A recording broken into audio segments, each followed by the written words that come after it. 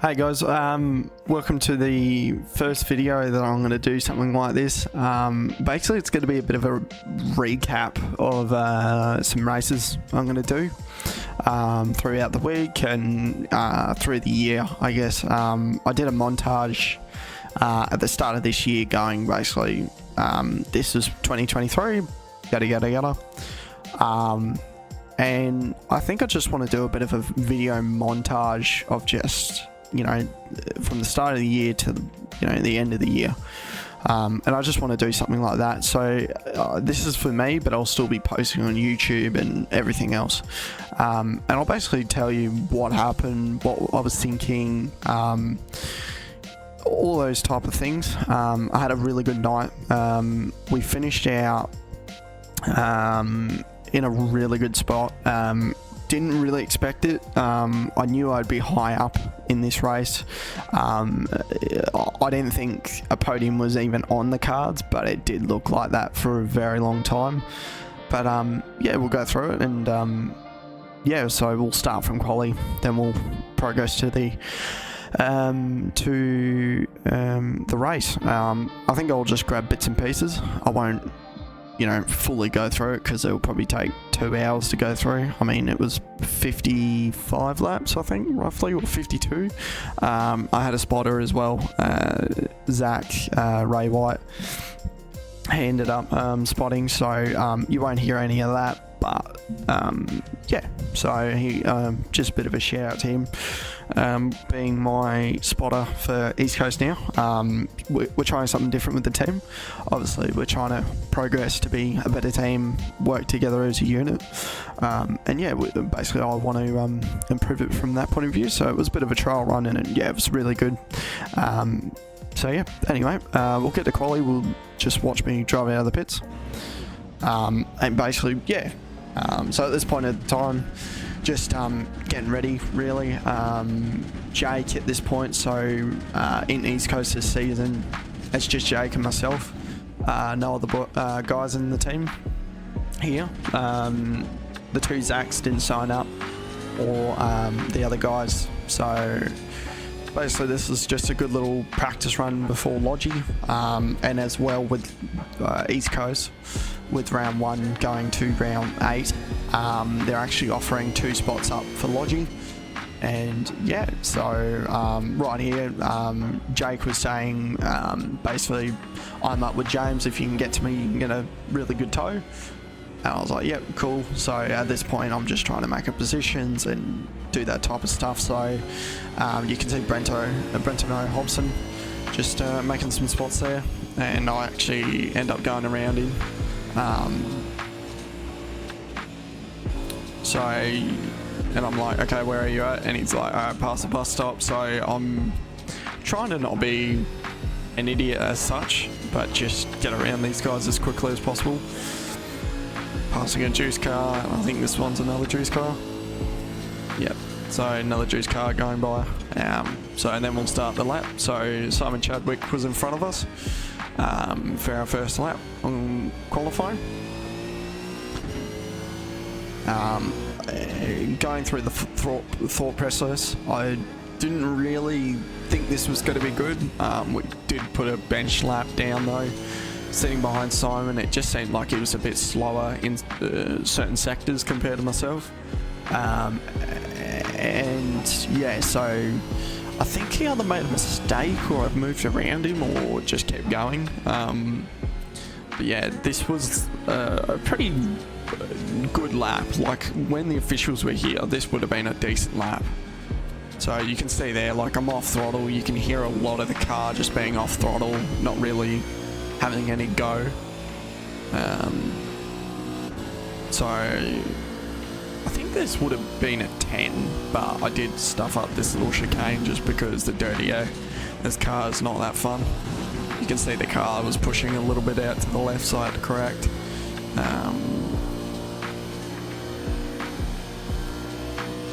Coming down here, I don't think we get any dirty air through here. Jake was finding out a little bit, but yeah, our first bench lap time was 11.2, which, yeah, I mean, honestly, at the time, I thought, yeah, that'll be good. It ended up being in P10. Yeah, and you can see here, he just made a mistake there, so this was funny. I actually ended up in the wall and had to drive back to the pits because that's how East Coast and every other series I'm in right now you have to do. I'll show you. The car was absolutely wrecked, so basically I had to drive it back to the pits with a blown engine. So I actually had to sit there for ages. At this point in time, I had Zach and me here going, there's such and such there, there's like all the stuff, and he's basically, I'm basically going, can I go, and he's like, nah, and I think we sat there for a bit, and God, it's annoying. I thought I had a gap there, but there's another car coming, then all these other guys come through, something on the radio. I don't think it was about me, but you can just see there, everyone's giving me a good berth there. Yeah, but I never like to be in those situations. You can really stuff up someone's quality from that, and I hate doing that. So basically drove it back to pits, just get forward, drove back out. So this is lap 4. I think we're just trying to get a lap time down. Yeah, I think those runs were mediocre at best. So went back in the pits after that little stint. At this point, you know, like best lap was a 11.231. So, you know, we were sitting in a normal spot, position 8 at the time. You know, which, I mean, quite frankly, is a good spot, but I was still not happy. I was like, oh, maybe I can get something else out of this. So we actually skipped forward and did a really slow out lap, and we ended up doing a really good lap time, being behind Timmy Mulford. And at the time, I didn't, Tim, I've always been a little bit faster, so I was a bit skeptic about if I could get a good time down. But yeah, he showed me that, you don't have to be rapid. You can be rapid and still follow someone that's, a bit slower than you. And look at this, like, just everyone parked on the side of the road. But you can see there, like, Tim's making a mistake there, so I'm getting close on coming up to the banking, so that makes my life heaps better because I'm closer to get some slipstream. And yeah, by this time I was up on my delta, looking really good. And yeah, from here it was basically don't bugger it up really. So second marker there, just absolute flew through there. And at this point, I've got a good gap for the braking zone, so if he brakes early, I'm good.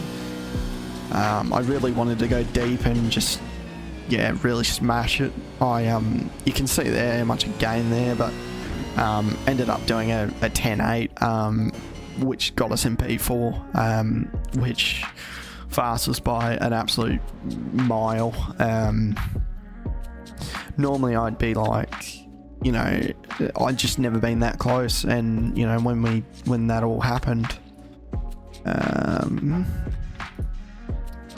don't think it's going to show, is it? Yeah, it is actually. So this was qualifying.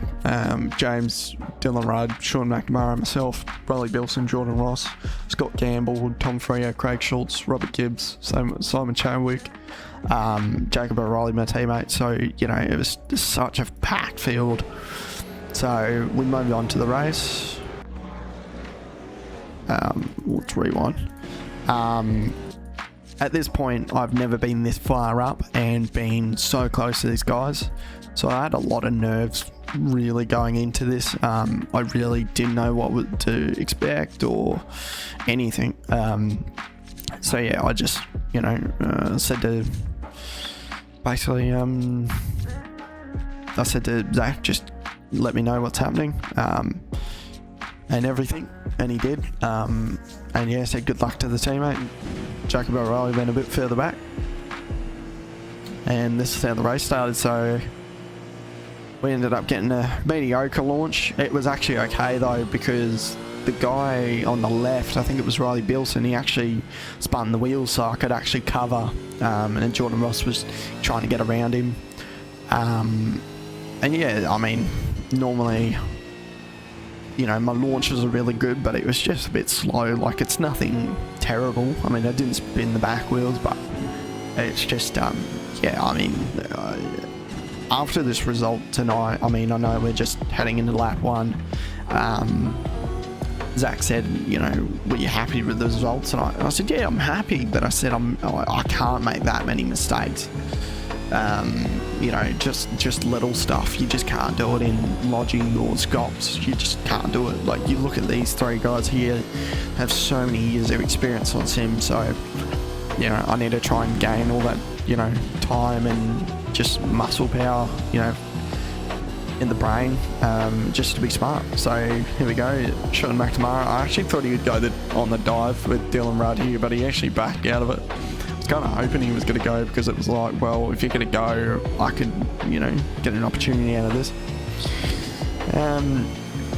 Yeah, so ended up being on really good pace here. You know, I really didn't think I'd be even close to these guys. You know, James and Rudd were just flying, you know, all week on the officials, but I'd always be 3rd or 2nd. So at this time, you know, I've done all week practice on the officials, just trying to not be rusty. I think the big thing was just trying to keep active through the break, the summer break. Try and not be, yeah, like, just off the sim all the time, because, you know, obviously you're going to have that huge break, and then you got to get back on for Logi and Scops and just plummet. So yeah, just trying to keep fresh and stuff, and I think that's what Lobs did as well. And yeah, it looks like I've been pretty close to them everywhere, from Philippine, Akiyama, and now Charlotte. And yeah, I think it's been really good. So I think for the summer break, I've just got to keep on top of it, doing the officials. You know, nothing massive, but it's just keeping active. So that's what I found. God, that camera's absolutely terrible. You know, that's what I found doing this break and now getting back into the rhythm. You know, these guys will find their groove. I know it. You know, I've got Jordan Ross behind me and Sean McNamara.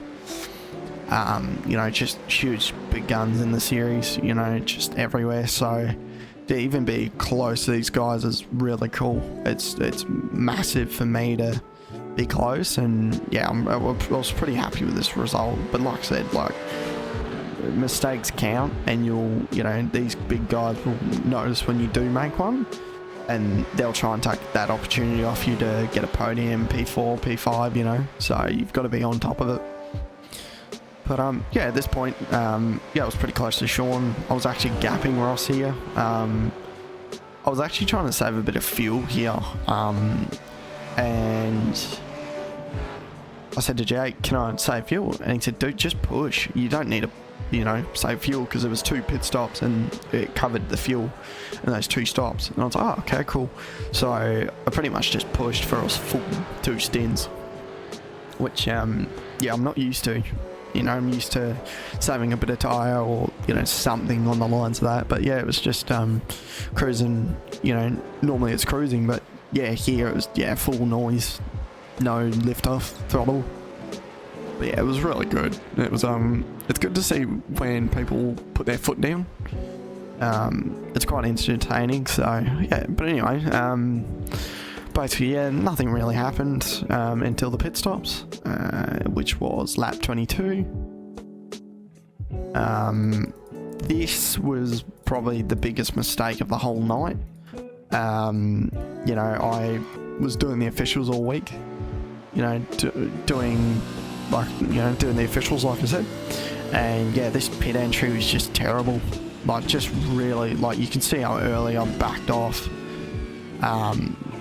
then I tried to get back on it, and I knew the pit entry was low. I knew it was, but I was just praying that Jordan and Sean didn't get a really good pit stop. And at this point in time, I pitted 2 laps later for that middle stint, so I had better tyres going to that last stop.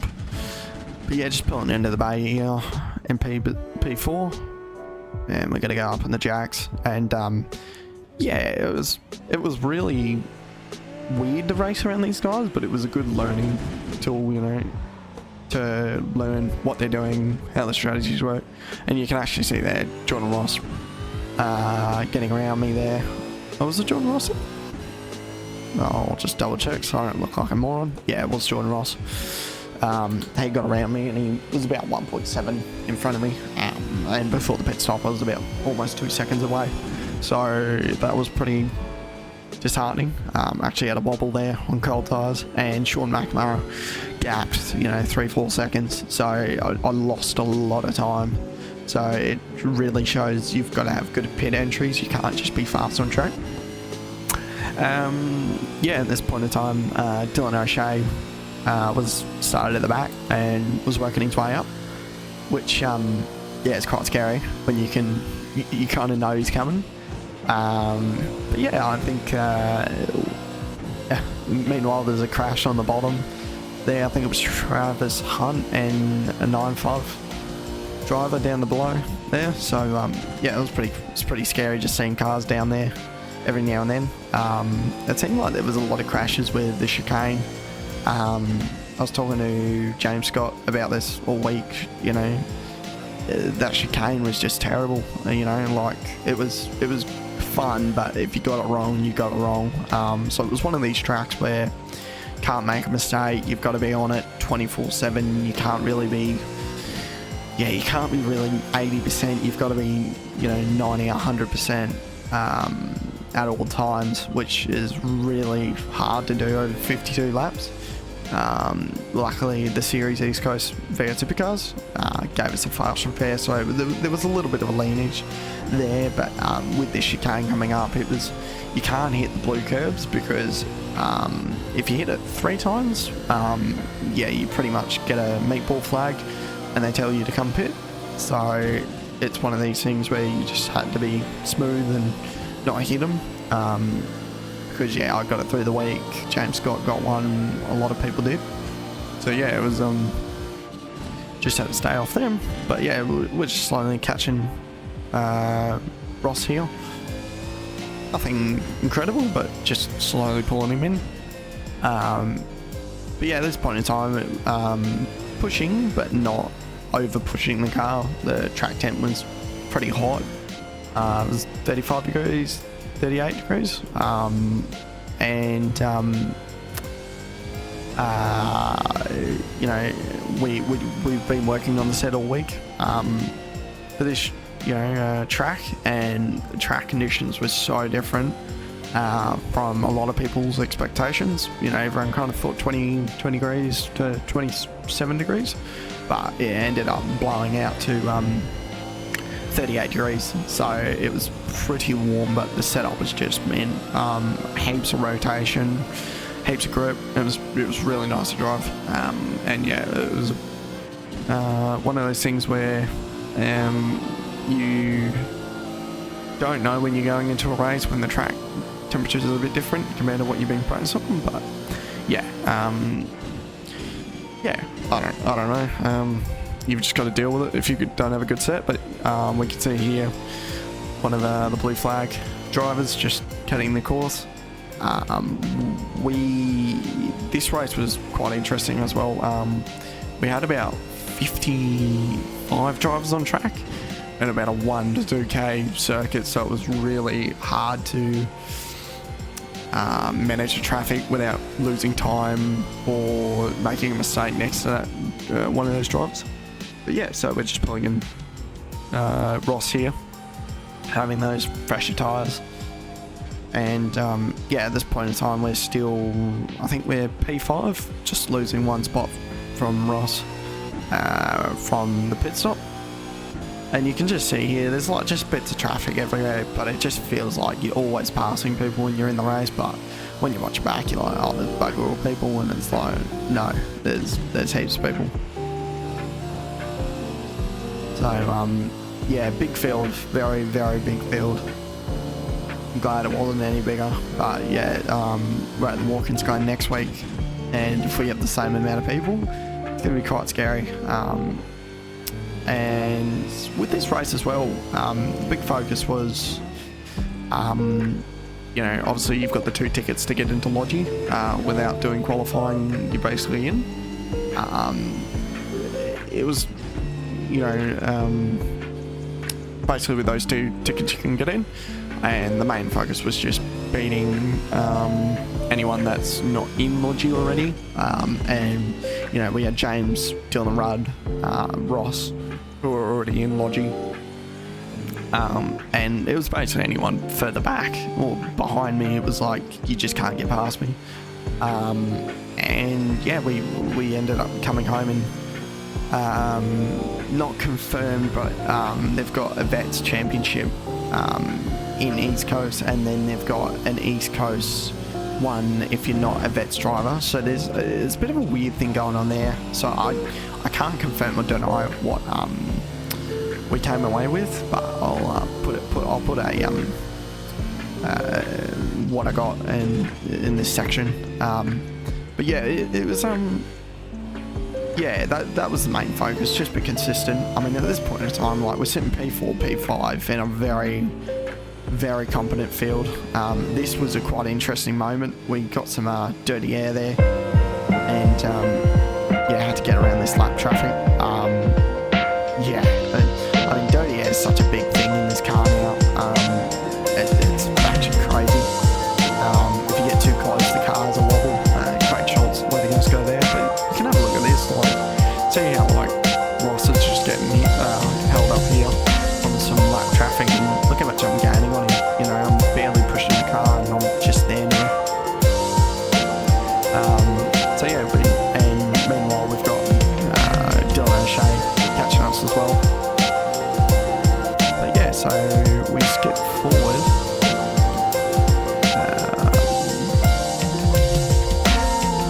I think we'll just skip forward to, let's go lap 30.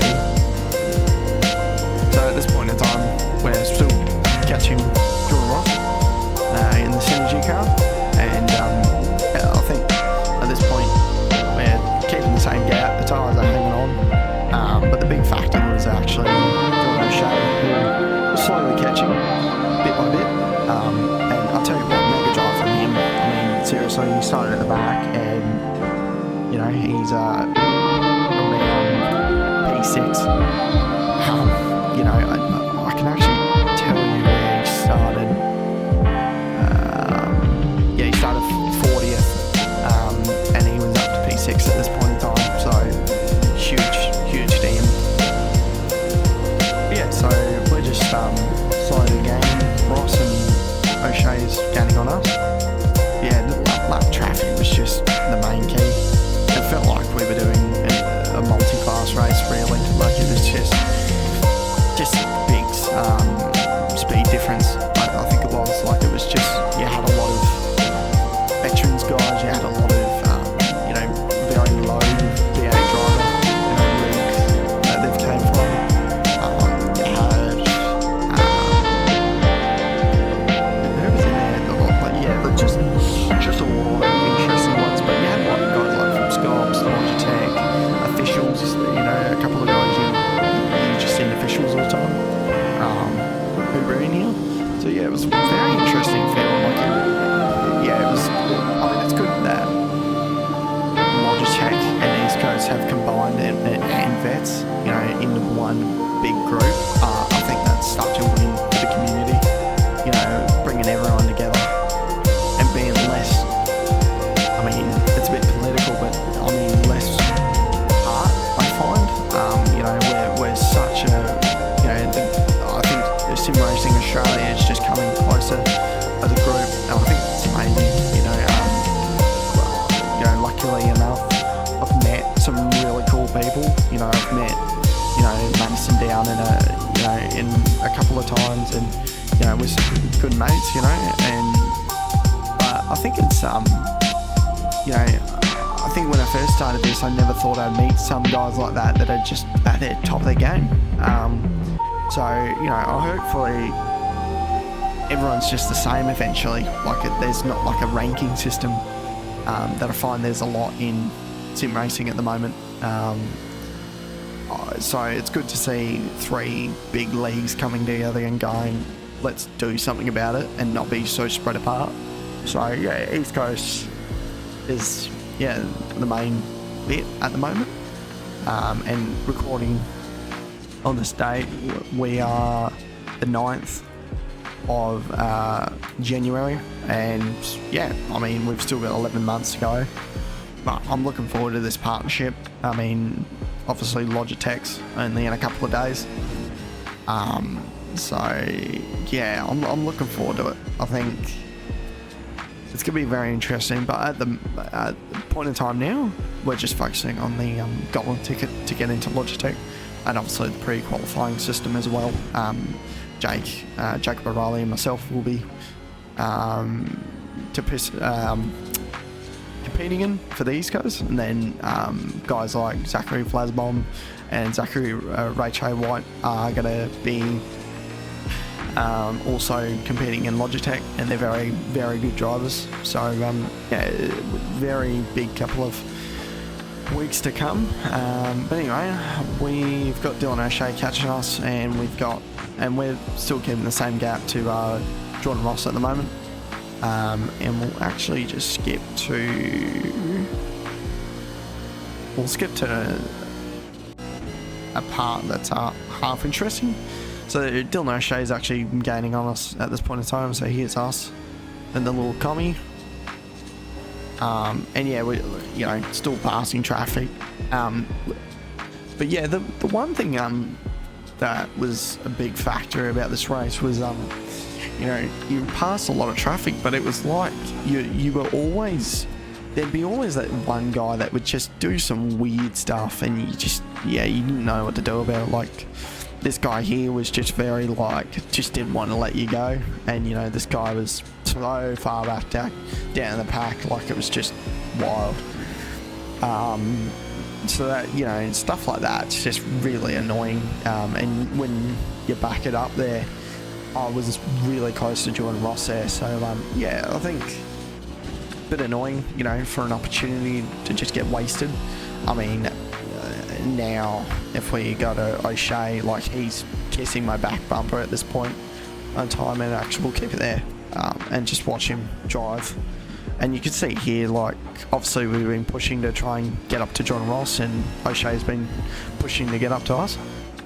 And yeah, you can just see like all 3 of our tyres are just pretty shot at the moment. And yeah, so still trying to get through traffic. Well, you can see O'Shea just really trying to muscle his way through there. And yeah, so on lap 41, we ended up pitting with O'Shea still being O'Shea actually pitting, then me pitting a bit later. This time around, I tried to go a little bit deeper on the brakes and commit more. So we committed more, way more, just to try and not lose more time, and that benefited massively. Zach basically just said to commit. I was like, yep, copy. So he did all my fuel. We ended up doing, I think it was 18 litres in the first stop, and we did 15 in the second one. No, I think we actually put 2 more litres in, just to be safe. And yeah, that was a good call from Zach, because it didn't affect us. And yeah, we drove out of the pits. And at this point in time, I was thinking, okay, we're in a good spot, and we've got to just focus on, on Ross and O'Shea. And the big thing about this whole thing was, I thought this super cheap auto car was black traffic. And I'm like, oh, he's been a bit, you know, he's blocking, he's doing a lot of weird little stuff at this point. And I'm like, okay. And at this point in time, I haven't checked my relative, I haven't checked anything. And next minute I see Scott Gamble. So Scott Gamble actually did a really good masterclass on the old strategy, and you'll see this play into it.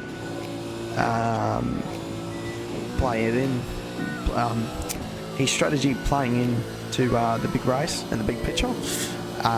He actually finishes in front of us, and he came back from 3-4 spots back, and you know, there was such a big gap. So he did a really good strategy. So I'll have to go back on it in my own time and figure out what he did. And yeah, it was a really good strategy. And you can still see here I think I've realised at this point in time that I've got a passing. And so I get a good run here. And there's a Carol on the right. And you can see there I'm up the inside.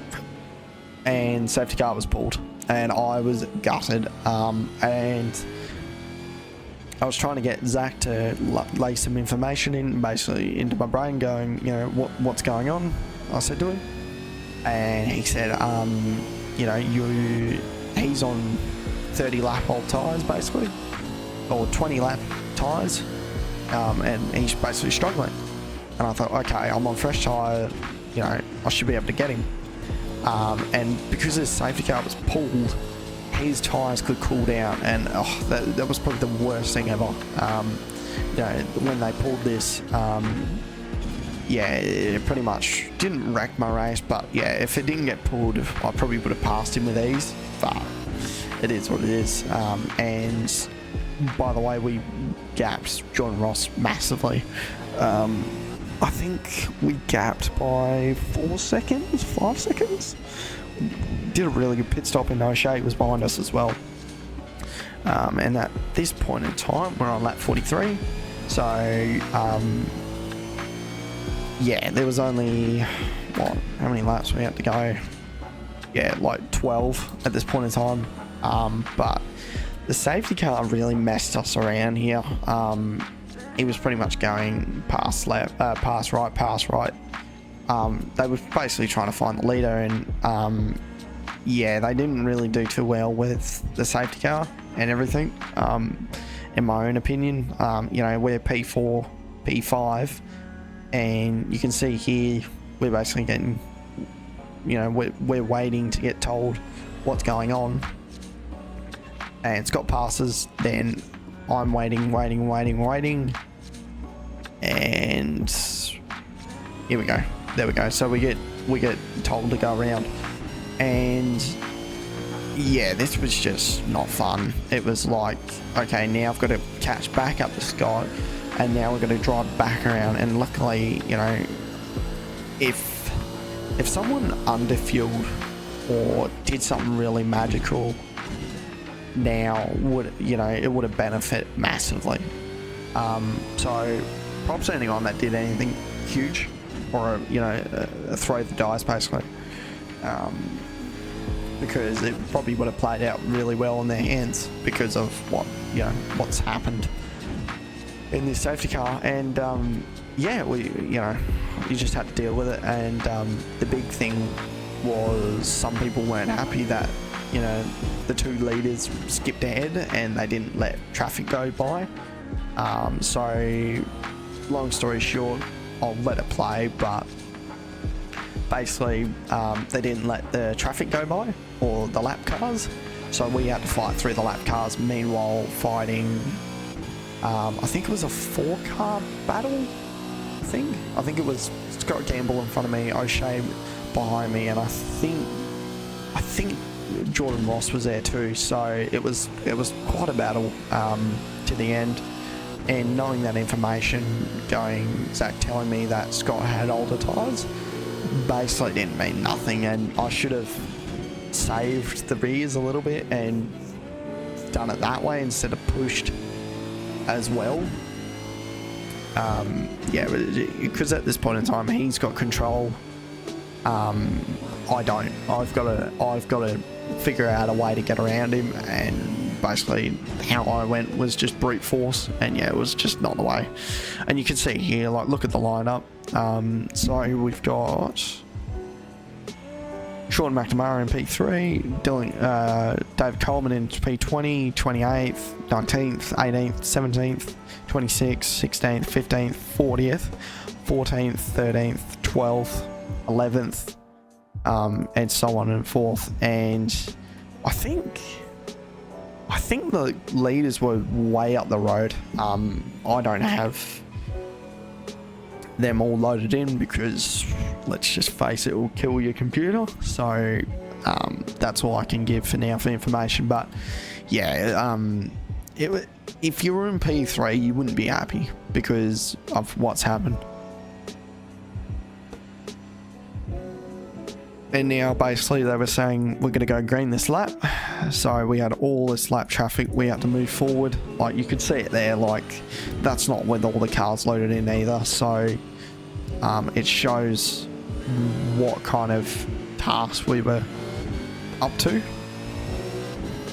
So Zach told me there, we're going green. And now chaos starts. You can see there, car already went off. And at this point in time, I'm just thinking in my head, I've just got to be smart, not do anything dumb. You can see there David Coleman trying to let me go, but trying to not lose time himself. Then you can see one of those Pelican cars just being a bit awkward there, so we've lost a little bit of time there with Scott Gamble. A car pulling over there, letting Sean McNamara go. So now we're P3, P4, P5, all bunched, and I'm really shocked that Scott didn't do a move or something, or at this point in time, just go for it, because if he's on such old tyres, if he just lunged at Sean and just parked the car on the apex, maybe he could have got a P3. Who knows? We'll just never know. But so I think I was trying to save a little bit of tyre just in case we did have a big battle, but I was trying to not kill the car or do anything like that either. So coming up through here now, nice and smoothly over the curbs. And you can see here Sean McNamara just trying to gap as much as possible, because he knew from the first stint I could keep pace with Sean, and I think that was his big worry. But I think in the back of his head though, he was kind of going, well, I've got Scott in between, so saving grace basically. You can see here that one of the sponsors of East Coast was letting me go, so yeah, he's been really respectful there. And yeah, this sponsor actually is on the back of the banner, the back banner of the cars, so it's really cool actually. It's quite a good charity they've got. I'll put something up here to show the company, but yeah, really good business, not business but charity.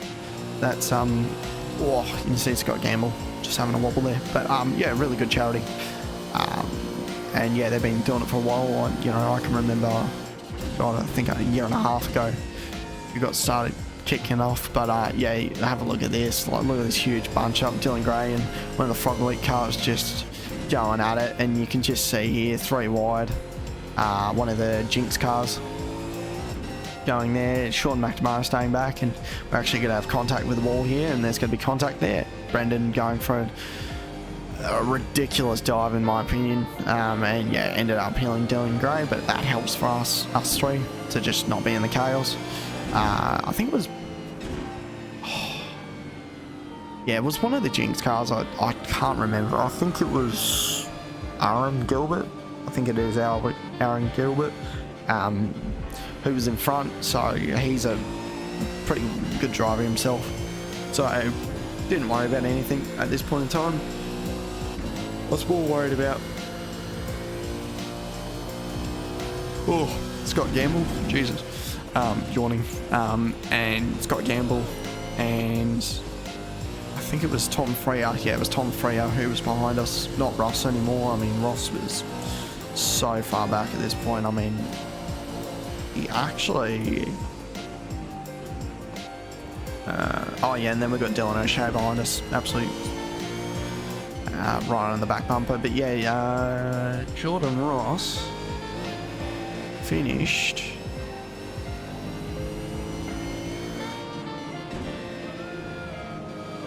Oh, I think... I don't know where he actually... he finished up 39th, 14 laps down, so something happened to him there. O'Shea going for a dive here too. I'll get rid of that.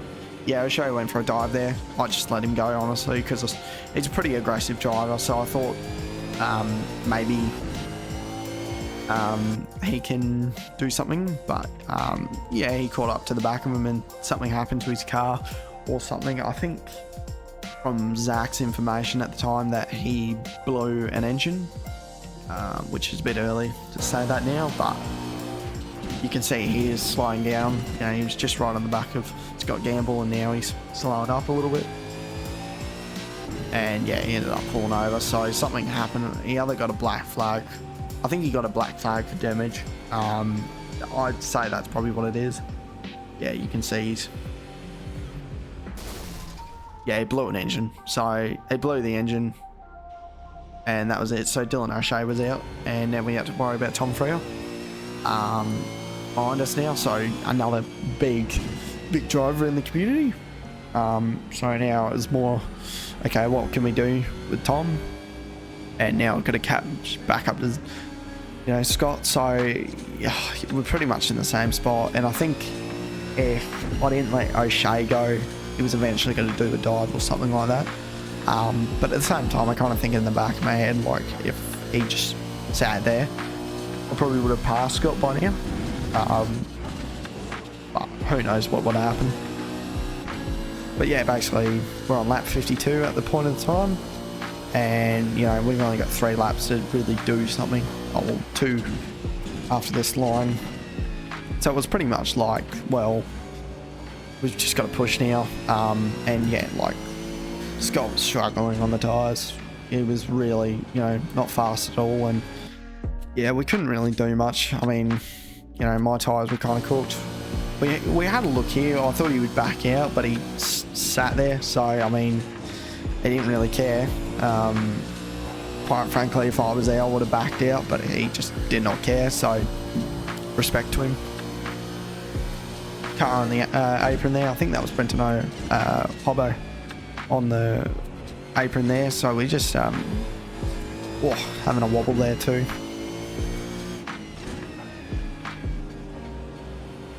And yeah, we pretty much just sat behind him, and yeah, that was probably our only opportunity there. We could have sent it, but I didn't want to do anything dirty or anything really bad to start off the season. I think that's just a bad juju. On the white flag now, and Zach was basically just going set up a run, and yeah, had a little run here. He said set up for the next corner, for the last corner, but I ended up wobbling, so that was basically it. And coming up to the last corner, no scenic view on TV1. Yeah, we're coming up to the last corner, and we finished up P5, qualified P4. So I mean, honestly, pretty boring race, but pretty exciting at the same time. And Sean McNamara there, just sideways. I actually wonder what happened.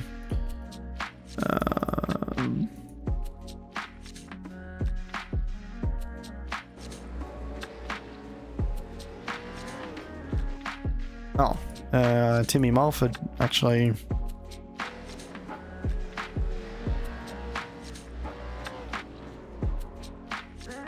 think he had a slowdown.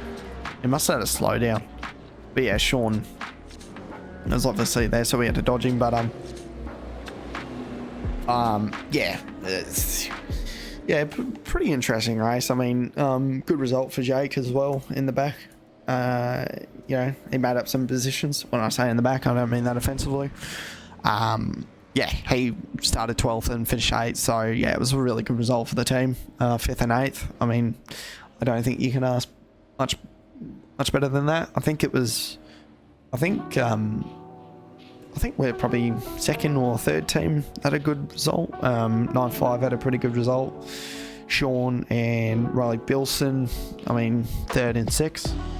So, 3rd and 7th, sorry. So, yeah, I mean, good result for them. And obviously, James and Rudd just killing it in 1st and 2nd. So, yeah, those guys are going to be unstoppable this season and everything. I can see it now. So, but yeah, no, good result. I mean, that's probably the best result.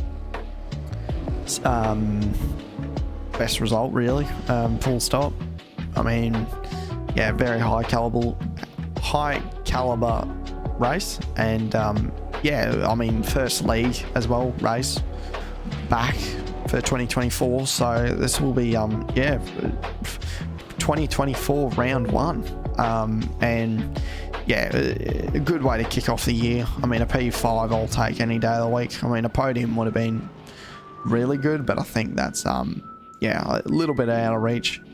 Sean, yeah, got a better stop at the start there. Me being a bit too cautious, I guess, like just not being caught, you know, too cautious on the pit stop. But yeah, it was a really tough race, you know, obviously with the curbs and all that jazz. Yeah, it was a hard one to, yeah, you could kill your car pretty quickly. I mean, there's so many guys down the back that are super fast, but just killed their car. You know, like you got Robert Gibbs, Zach Mack, Anthony Visma, Jordan Ross. Like, there's just guys like that. They're just huge. O'Shea, Brenton Hobson, like these huge guys. But because of that curbing, yeah, kills the car. But yeah, good start of the year. Really good start of the year. Yeah, can't fault it. I really can't. Yeah, it could be completely worse. I mean, yeah, it could be, you know, a DNF, but yeah, Jake himself starting off well for the year. So, yeah, I'm going to call it round 1 2024. But yeah, I appreciate this. I'm going to do not too many edits. I think I might just keep it really basic, and then we'll put some more edits through the year. But yeah, for this one, I'll just do it like this. It's going to be a pretty long video. It's going to be almost 48 minutes. So yeah, if you guys watch this, thanks for watching, and I'll see you next time. Thanks. Bye.